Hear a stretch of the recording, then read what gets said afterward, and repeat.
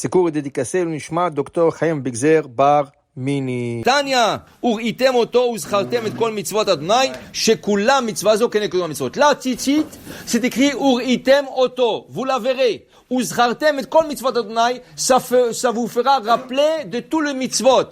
Alors il dit ici, cette mitzvah, si on le met sur un côté de la balance, et on met 612 autres mitzvot sur l'autre côté, elle est équivaut comme le 612 mitzvot.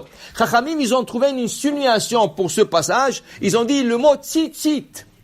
Tzadik Yud, Taf. Tzadik en valeur numérique, c'est 90. Yud en valeur numérique, 10. Tu as encore un Tzadik, 90, et notre Yud, 10. Et tu as un Taf. 90 et 10, 90 et 10 et 400. Taf, c'est 400, ça fait 600. Dans la tzitzit, nous avons 8 fils.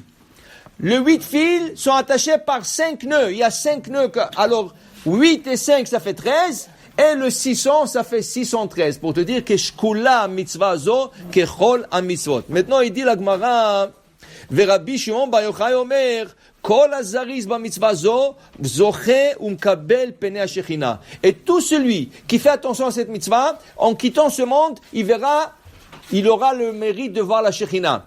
Le Gaon Mivilna, il y a 350 ans, c'était un rabbin qui connaissait toute la Torah par cœur. Et il disait des trucs de Kabbal, il disait des trucs d'Halakha. Pour être que vous compreniez une chose, il ne pouvait pas rester sans une respiration sans Torah. Au point que, même quand il allait dans la salle de bain, il était difficile pour lui de ne pas penser sur la Torah. Or, qu'on n'a pas le droit de penser sur le Dvar Torah dans une salle de bain, qu'est-ce qu'il a fait? Pendant des années, il a composé un livre de mathématiques et d'algèbre. Ça s'appelle Aïl Meshulash. Dans la salle de bain, pour qu'il n'arrive pas à penser sur la Torah. Il dit, le Gaon Mivilna, quand il était mourant, il pleurait. Et le Chaim dit, qu'est-ce que tu as pleuré? Toi qui n'as pas cessé d'étudier la Torah, tu n'as pas à pleurer. Il a dit, non, vous comprenez pas une chose. Vous savez que dans ce monde, on avait une mitzvah, il avait une mitzvah, que t'es pas cher, et il avait la chance de voir la présence divine. On lui disait, quelle mitzvah? Il disait le tzitzit. Il dit, d'où tu apprends ça? Il dit, voilà, c'est écrit, ura'item oto. Qu'est-ce que le verset? De quoi il parle le verset? Vasulaim al tzitzit akanaf petil tchelet ura'item oto. Ça veut dire, il faut faire de fils bleus sur le tzitzit, et il faut le voir. Mais le tzitzit, combien de fils il y a? Il y a 8 dans chaque coin. Ça fait en total 4 coins, 32 fils. Pourquoi la Torah dit ura'item oto? Il fallait dire ura'item otam. Vous les verrez, pas au singulier, au pluriel.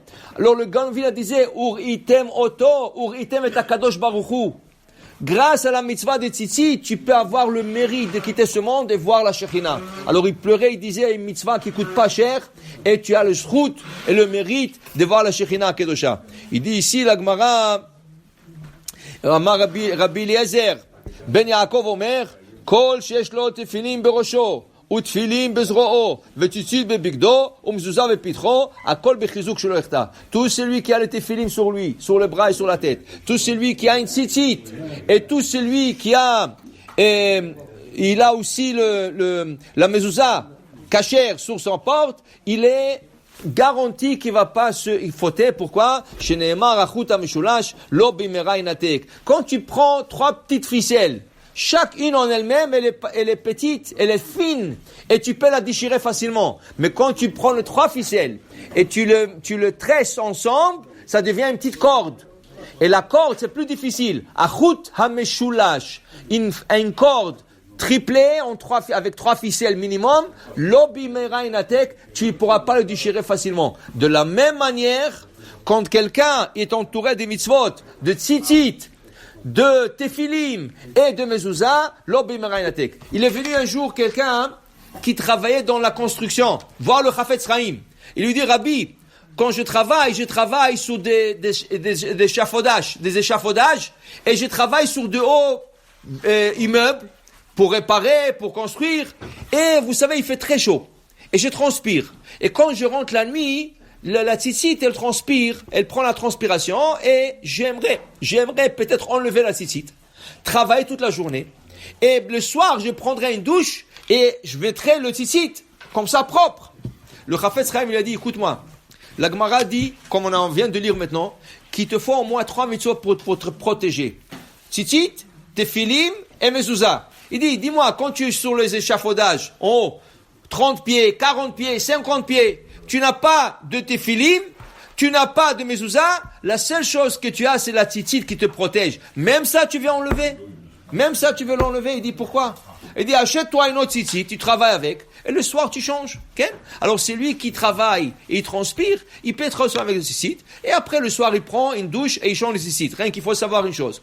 Quand tu changes la tzitzit katan en journée, il faut faire la bracha. Pour le séfarade, la bracha sur le tzitzit katan, Baruch ata Hashem, et le Kohen Haolam, Asher kedesham Mesadav b'Sivan l'it'atef betzitzit. Pour les Ashkenaz, le tzitzit katan, c'est Baruch ata Hashem, Asher kedesham Mesadav b'Sivan al mitzvah tzitzit. Même les Ashkenaz sont d'accord, si elle est assez large, la tzitzit, 50 cm de large, et eux aussi disent que tu peux le mettre par-dessus la tête et dire l'it'atef betzitzit. Alors, chaque fois que tu changes le tzitzit katan, il faut faire la bracha, mais en journée, pas la nuit. Si tu changes la nuit, tu pourras pas faire la bracha. Mais si tu te changes en journée la tzitzit katan, par exemple, vendredi après-midi, tu vas au mikvé, et tu vas mettre le tzitzit katan lichvot Shabbat, en sortant de mikvé, tu feras le teat yadayim, et tu feras la bracha sur la tzitzit katan. Baruch Adonai le'olam. Amen ve amen.